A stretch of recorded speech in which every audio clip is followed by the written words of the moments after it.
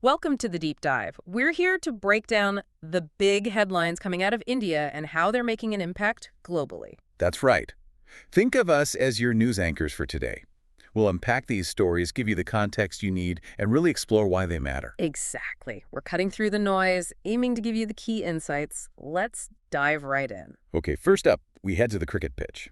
Headline: Rajasthan Royals clinch victory in final IPL showdown. The IPL finale. Tell us more. Well, it was quite the match at the Arun Jaitley Stadium in New Delhi. The Rajasthan Royals pull off a pretty decisive 6-wicket win against the Chennai Super Kings. Their last match of the season, right? Exactly. And this win actually lifted Rajasthan off the bottom of the points table. They finished up with 8 points. Key performances. Definitely. Vaibhav Suryavanshi scored a fantastic half-century, really anchored their chase of 188 runs. And on the bowling side, Akash Madwal was impressive, took 3 wickets for 29 runs, using that reverse swing effectively. That reverse swing, yeah. It seemed to really trouble Chennai, especially late in their innings. It absolutely did. They struggled quite a bit in the last 3 overs, managing only 17 runs. That really hampered their ability to set a more challenging total. So what does this mean for Chennai Super Kings now? This loss must hurt. It really complicates things for them. They're now in serious danger of finishing last in the IPL for the first time ever. Wow, first time. That's big for a team like CSK. Huge. They've got a crucial match coming up against the Gujarat Titans. They don't just need a win. They probably need a big win to climb out of that bottom spot. It's high stakes for them. And for the Royals, a good way to end a tough season. Oh, definitely a morale booster. Their playoff hopes were gone, but they'd struggled with run chases before this one failed in 8 of their last 9 attempts, actually. Right. So ending with a strong win like this shows some real fighting spirit, something positive to build on. Okay, let's shift gears from sports to technology. Headline: Delhi NCR emerges as a powerhouse for chip design and semiconductor innovation. That sounds significant. It really is. The Delhi National Capital Region, it's rapidly becoming a major global center for chip design. We're seeing huge investments and operations from big names like STMicroelectronics, Cadence, Qualcomm, MediaTek, Renesas. What's driving that? Why Delhi NCR? Well, there are a few key things. First, you've got top engineering schools nearby, like IIT Delhi and BITS Pilani. That means a steady stream of skilled talent. Makes sense. And interestingly, this isn't brand new. European and American companies invested early on. STMicroelectronics set up in Noida way back in the late 80s. Their Greater Noida campus is now their biggest design center outside Europe. So that early investment laid the groundwork. Precisely. Cadence Design Systems also has its largest R&D hub outside the U.S. right there in Noida. Plus, you have MediaTek and Qualcomm with major operations focusing on things like AI, connectivity, embedded systems, all that cutting-edge stuff. You mentioned Renesas, too. Yeah, they've recently set up advanced 3-nanometer chip design centers in both Noida and Bengaluru.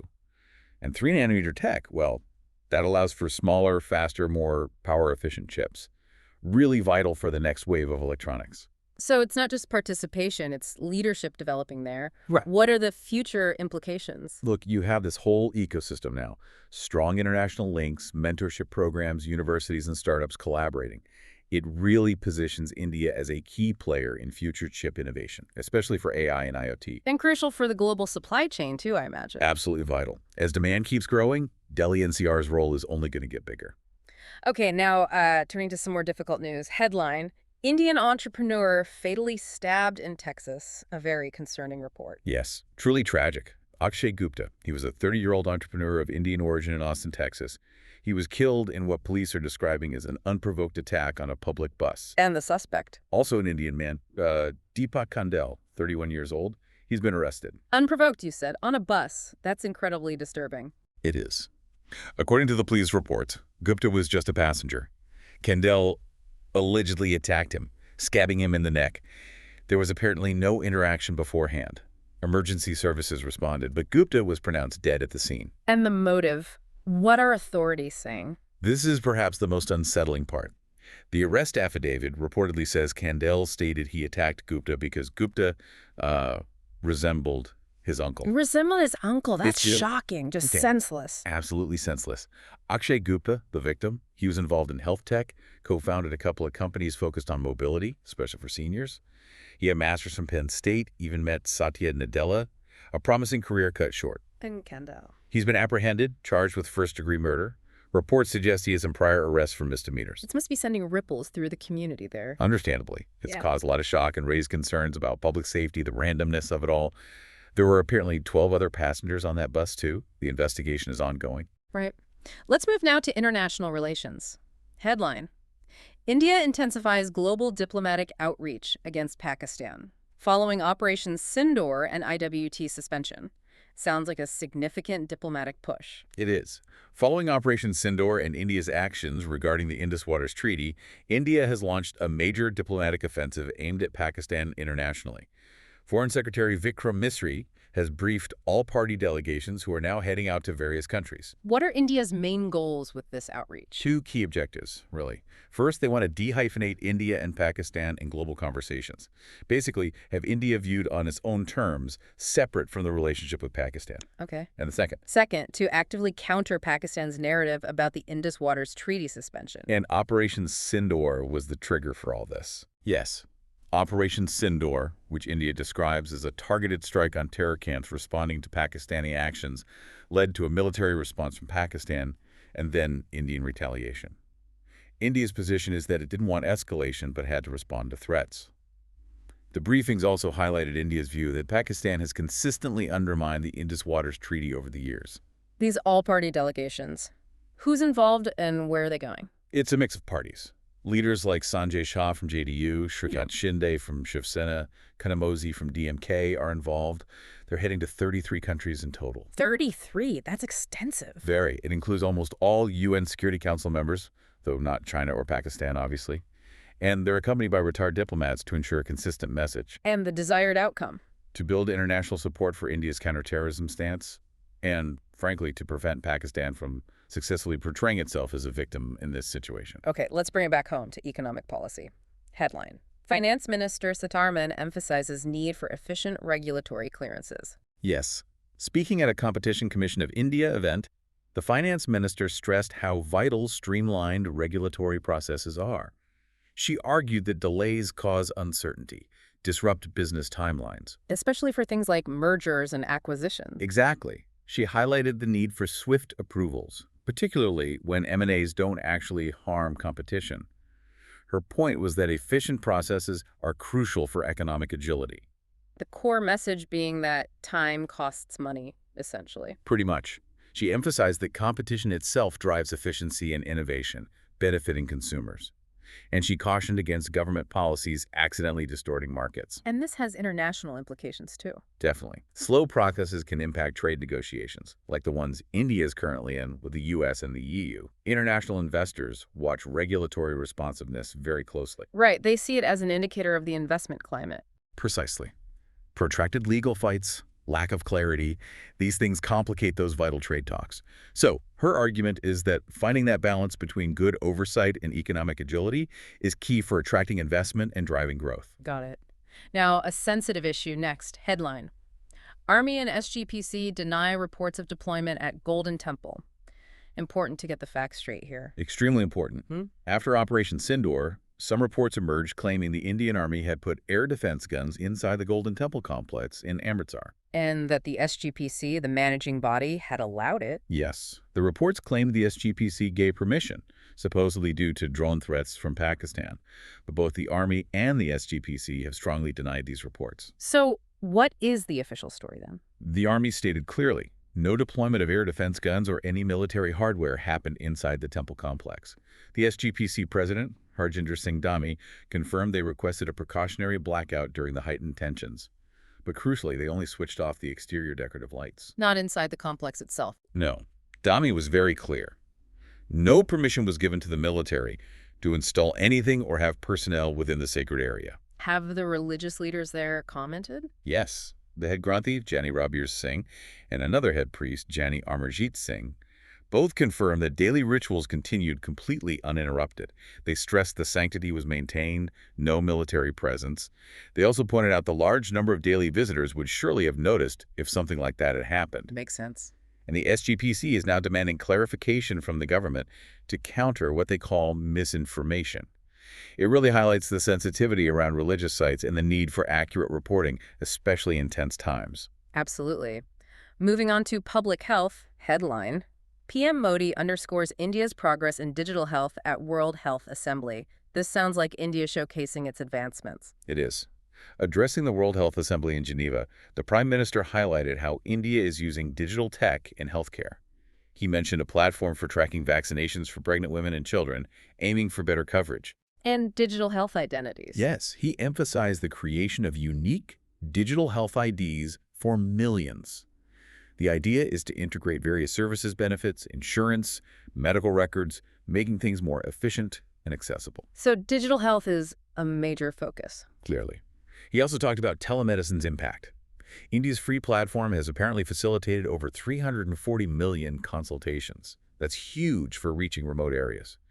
He also brought up his vision of One Earth, One Health, calling for a more integrated global approach. What about broader access schemes? He highlighted Ayushman Bharat, calling it the world's largest health insurance scheme, covering some 580 million people with free treatment access, and also the role of health and wellness centers in early screening for diseases like cancer and diabetes. So the overall message was about leveraging tech for better healthcare. Exactly. Accessible, affordable, efficient healthcare through technology, positioning India as a leader in the digital health space globally. Okay, back to domestic politics now, and the fallout from Operation Sindoor. Headline. BJP criticizes Congress leaders' remarks on the operation. The political debate continues. It certainly does. The ruling BJP has hit back hard at comments made by senior Congress leaders, particularly Mallikarjun Kharge and Rahul Gandhi, about Operation Sindoor. What's the specific criticism? BJP spokesperson Sambit Patra accused Rahul Gandhi of, quote, giving oxygen to Pakistan by questioning the Indian Air Force's claimed losses during the operation. Patra even made an unsubstantiated claim that UN-designated terrorist Hafiz Saeed likes Rahul Gandhi. Strong words. What did the Congress leaders actually say? Well, Kharge apparently called Operation Sindoor a small war. Patra contested this strongly, saying India hit 9 terror sites and killed over 100 terrorists, and that Pakistan lost 11 air bases in its retaliation. He accused Congress of downplaying the operation's significance. And the criticism of Rahul Gandhi specifically. Patra criticized him for demanding proof of the operation's success. Despite what Patra called available digital evidence in Pakistani reports, he labeled Gandhi a poster boy in Pakistan for his skepticism. It really shows how politically charged this whole situation remains. Definitely. Our next headline groups together several related developments. Headline. Legal challenges and varied political reactions emerge in wake of Operation Sindoor. So the repercussions are spreading. They are, across different areas. Legally, you have the case of Ali Khan Mahmoodabad, the Ashoka University professor, arrested over social media comments about the operation. Right, I remember reading about that. 2 FIRs were filed against him, citing charges like endangering sovereignty. His legal team, led by Kapil Sibal, argues his comments were patriotic but misunderstood. He's now seeking relief from the Supreme Court, claiming freedom of speech. And the political reactions. In Maharashtra, the Congress Party is holding a Tiranga Yatra, a flag rally. They say it's to commemorate the operation and honor martyrs. But a Congress leader there, Harshvardhan Sapkal, is also demanding the central government explain any agreements it might have with Pakistan right now. Interesting. And there was a judicial matter mentioned too. Yes, a separate issue. A petitioner is trying to file an FIR against an Allahabad High Court judge over some controversy involving cash found. The Supreme Court has asked for procedural defects in the petition to be fixed first. So, yeah, a mix of legal challenges, political moves, even judicial scrutiny, all stemming from or happening alongside the Operation Sindoor fallout. It touches many aspects of society. Now, for an international voice on this, headline, Ethiopian envoy condemns Pahalgam attack, extends support to India. Yes, this provides an important external perspective. Ethiopia's ambassador to India, Fasiya Sheldon Gubre, strongly condemned that April 22nd terror attack in Pahalgam, where 26 civilians died. And he pointed fingers. Directly at Pakistan for the cross-border violence. He praised India's response as, quote, firm yet responsible. He also specifically condemned targeting civilians based on religion. He had a very clear quote, "It is not Indians who went to Pakistan to create a problem. It is the Pakistanis who came to India to create a problem." Strong statement. Does Ethiopia have its own context for this? Yes, the ambassador mentioned Ethiopia's own fight against terrorism in East Africa, expressing solidarity with India. He also said an Indian delegation is visiting Ethiopia soon to brief them on the situation. So he laid out the sequence: Pahalgam, Operation Sindoor, Pakistan's retaliation, then the DGMO talks to de-escalate. Exactly. His comments reinforce India's stance on cross-border terrorism and show international recognition of the threat. It underscores that this isn't just a regional issue. Right. Let's move to a different kind of headline, marking a loss in the scientific community. Headline: Pioneering nuclear scientist M.R. Srinivasan dies at 95. A significant figure. A truly towering figure in Indian science. M.R. Srinivasan, former chairman of the Atomic Energy Commission, has passed away. His role in developing India's nuclear power program was absolutely fundamental. He worked alongside giants like Homi Bhabha and Vikram Sarabhai in the early days. He was involved right from the start. Very early on, he played a key role in building Apsara, India's first nuclear research reactor, back in 1956. A huge milestone. His career spanned decades, didn't it? It did. Born in 1930, he joined the Department of Atomic Energy in 1955.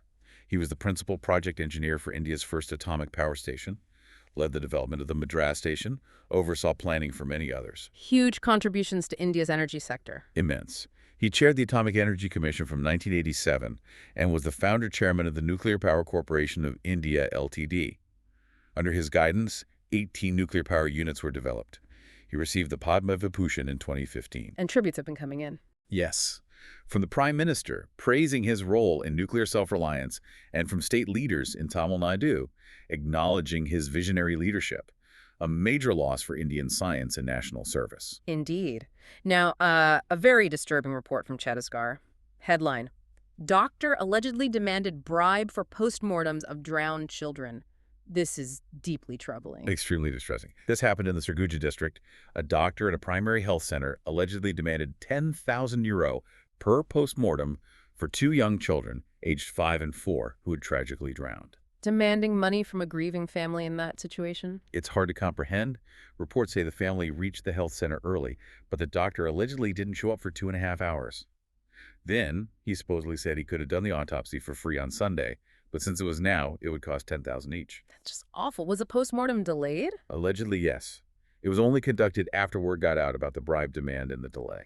Has there been an official response? Yes. Thankfully, swift action seems to have been taken.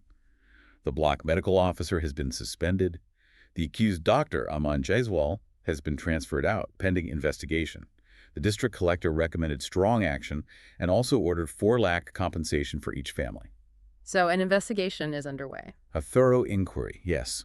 It sparked outrage, naturally, and serious concerns about corruption in healthcare and just basic human decency when dealing with families facing such tragedy. A truly sad story. Okay, our final headline brings us back to cricket, but with those geopolitical undercurrents again. Headline: Uncertainty clouds India-Pakistan cricket ties amidst diplomatic tensions. Yes, the idea of using cricket diplomacy or withholding it is definitely in the spotlight. There's a lot of talk about India potentially pulling out of the upcoming Asia Cup. Has the BCCI confirmed anything? No, the BCCI has officially said no decision has been made yet. But, given the current climate after Operation Sindoor and the overall strained relations, it seems very unlikely India will agree to play Pakistan anytime soon. Regardless of the venue. Seems that way. Whether it's in India, Pakistan, or a neutral venue, the political situation just makes it very difficult. Have players or officials weighed in? We've heard different views. Pakistani cricketer Mohammad Rizwan appealed to separate sport and politics. But historically, these matches are always political. Gautam Gambhir, India's coach and a BJP MP, has stated publicly India shouldn't play Pakistan right now. And the Asian Cricket Council. This must be tricky for them. Very tricky, especially since it's currently headed by Pakistan's interior minister. But India holds significant financial clout, particularly with broadcasting rights. Sony has a massive deal around $170 million covering the Asia Cup. So if India pulls out or refuses visas... It would likely force major financial readjustments, renegotiations. It's a complex situation. Plus, you have Indian athletes condemning the Pahalgam attack, some calling for a complete halt to sporting ties. We've seen politically motivated withdrawals before, haven't we? Yes. India pulled out in '86, Pakistan in 1991. History shows politics often dictates these fixtures. Right now, India seems to hold a lot of leverage. The future of India-Pakistan cricket looks very uncertain, tied directly to diplomacy. And that brings us to the end of our deep dive today. We've certainly covered a lot of ground from cricket clashes and tech hubs. So serious diplomatic maneuvering, tragic events, legal battles, and scientific legacies. It really paints a picture of a complex, interconnected world. We hope this breakdown has given you some valuable context and a clearer understanding of these major developments. Indeed, it's a snapshot of India and its global interactions right now, full of both challenges and progress. As you think about everything we've discussed, perhaps consider, which of these stories resonates most with you? Which do you think will have the biggest long-term impact? Something to ponder. Thanks for joining us on the deep dive.